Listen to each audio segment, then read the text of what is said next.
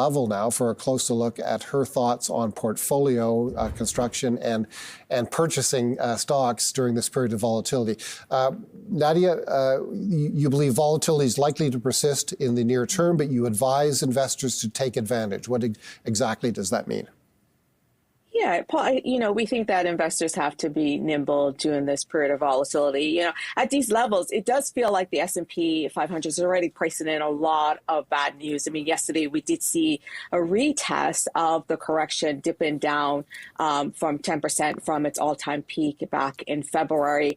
Now, we did see the market bounce a bit off of that yesterday, but we aren't completely out of the woods. And what we've been trying to do is provide a roadmap to our clients as we go through April. And so right now you have an S&P that's at the 5,600 level. And so we would look to gradually phase in at these levels, particularly in the higher quality areas of the market like tech, healthcare, and financials. I mean, tech has really been in correction territory, and some parts of the markets are in bear market.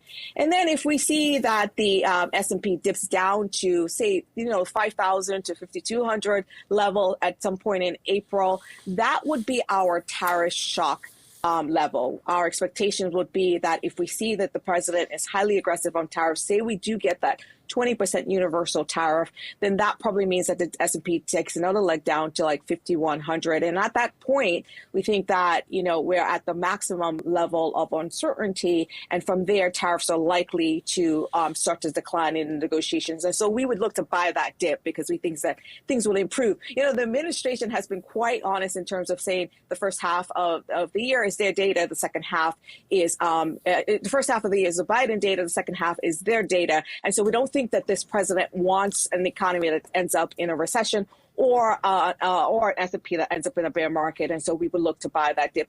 And then if the market is above, Paul, 6,000 in April, then we would actually look to start to put some capital protection strategies in place and through hedges and structure product because things might be overly optimistic at that point.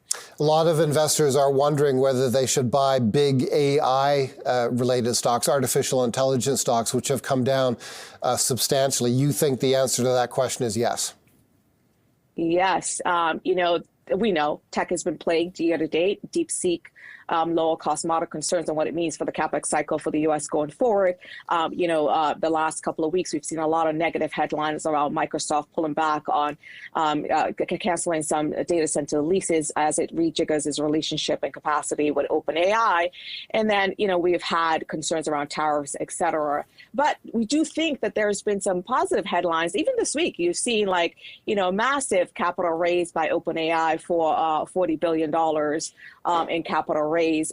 You've also seen, the continued investment in the space in terms of increased capex by the hyperscalers, which you think will continue. Because at the end of the day, Paul, as we move these AI models from training to inferences, the actual use of AI, it requires a lot of compute power. And so we are quite bullish on the longer term prospects of AI. We still think that we're in that sort of early innings, and you're seeing an improvement in adoption rate in a very short period of time in the U.S. 7.5% adoption rates that could get to 10% by the end of the year. And so we would use the opportunity in terms of a pullback. As I mentioned earlier, some of these names are in bear market territory, down over 20%. Valuation has come in quite a bit, now trading at about, low to mid 20 times forward PE. And so we think that this is an industry where you can see, the AI value chain and the revenue opportunity to be over $1 trillion by the end of the decade. And so we would look to buy, the pullback in semis in particular, as well as some of the cloud platform companies.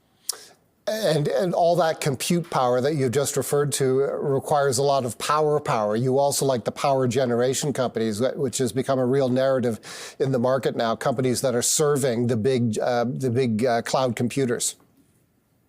Yes, we do like some of the independent power producers that are going to benefit from the increase in electricity demand. And it's not only just linked to AI, it's the overall electrification of global economies, whether it be quantum computing and other things like that are coming to the forefront, and sort of as we go through that energy transition period as well. And so we would take advantage of those. Some of those names also are down quite a bit, and we think that ultimately that demand for power will continue to increase, and there's a lot of investments that need to go into that to be able to meet that demand.